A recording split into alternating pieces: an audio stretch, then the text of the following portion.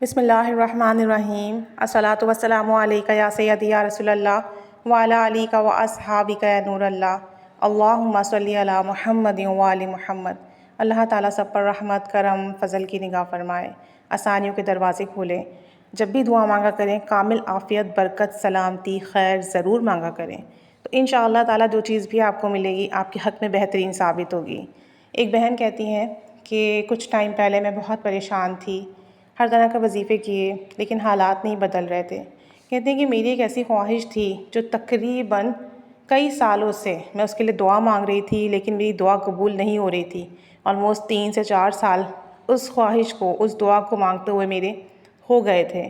کہتی ہیں کہ اتنے اعمال اور وظائف کیے کہ میں آپ کو بتا نہیں سکتی، لیکن آخر میں جب میں نے درود ابراہیمی کی ویڈیوز دیکھی، درود ابراہیمی کی منت مان کے پڑھنے کا طریقہ دیکھا، تو میں نے سوچا کہ جہاں اتنے اعمال کیے، اتنے وظائف کیے، کیوں نہ میں درود پاک پڑھوں۔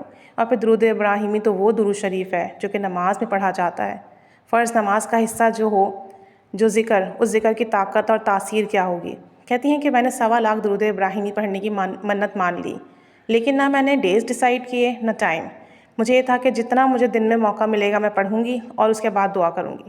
کہتی ہیں کہ میں نے روزانہ تھوڑا تھوڑا پڑھنا شروع کیا۔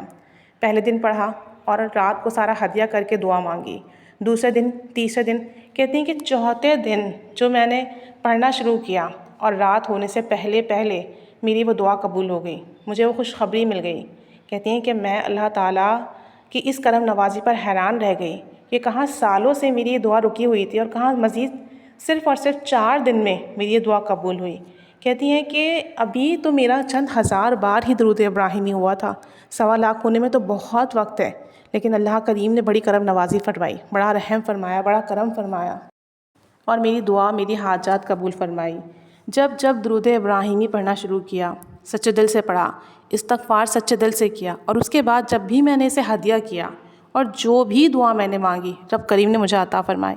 کہتی ہیں کہ ایسی دعائیں میری قبول ہوئی ہیں جو کہ سالوں کی رکی ہوئی تھی، ایسے کام بنے ہیں جو کہ سالوں کے رکے ہوئے تھے، جن کے لیے میں سوچتی تھی کہ یہ اب ممکن ہی نہیں ہے، میں مر جاؤں گی لیکن یہ بات، یہ کام، یہ حاجات کبھی پوری نہیں ہوگی، یہ دعا کبھی قبول نہیں ہوگی۔ کہتی ہیں وہ دعائیں میری قبول ہوئی ہیں۔ بس طریقہ یہی ہے کہ دن میں درود پاک پڑھیں، توجہ دھیان سے پڑھیں، جتنا بھی پڑھیں، چند بار پڑھیں، بھلے 50 بار، 100 بار، 200 بار، لیکن پوری توجہ دھیان درود پاک کی طرف ہو، اور رات سونے سے پہلے اسے ہدیہ کریں اور پھر آقا صلی اللہ علیہ وآلہ وسلم کے وسیلے سے دعا کریں۔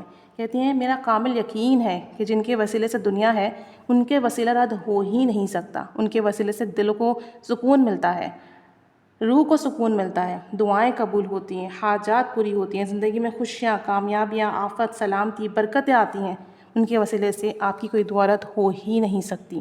کہتی ہیں آپ اس طریقے سے درود شریف پڑھنا شروع کر دیں، ہدیہ کرنا شروع کر دیں، اور پھر دیکھیں کہ کیسے آپ کے سالوں کے رکے ہوئے کام دنوں میں بنیں گے۔